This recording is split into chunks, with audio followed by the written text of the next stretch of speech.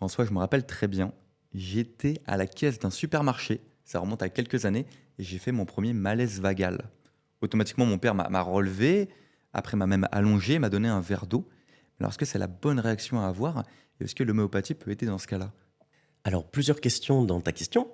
L'homéopathie peut toujours aider dans toutes les situations.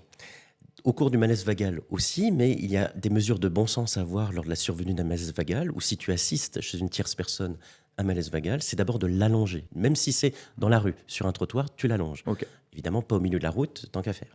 Faut, si possible, lui surélever les jambes. Faut pas que la personne reste seule. Faut qu'il y ait une surveillance, une tierce personne qui reste à côté. Il va falloir aussi essayer de comprendre pourquoi le malaise vagal. Le problème, c'est que le malaise vagal peut, comme pour toi, accompagner une situation où tu es longtemps debout, il fait chaud, tu rentres dans un grand magasin, c'est l'hiver, tu as un gros anorak, une grosse écharpe, et puis tu fais un malaise vagal. Par contre, le malaise vagal peut accompagner des maladies sous-jacentes beaucoup plus embêtantes. Il va falloir, chez certaines personnes, s'assurer qu'il n'y ait pas une pathologie sous-jacente, type une pathologie cardiovasculaire. Donc il faut consulter. Après, pour des gens comme toi, sujet pourquoi pas au malaise vago simple, tu peux tout à fait prendre de l'homéopathie, et même en prévention. Si tu sais que dans telle ou telle situation, tu vas être plus à risque de présenter un malaise vagal, eh ben, tu prendras de manière anticipatoire ton traitement homéopathique, que tu garderas sur toi, et dès que tu te sens mal, tu reprends ton traitement homéopathique.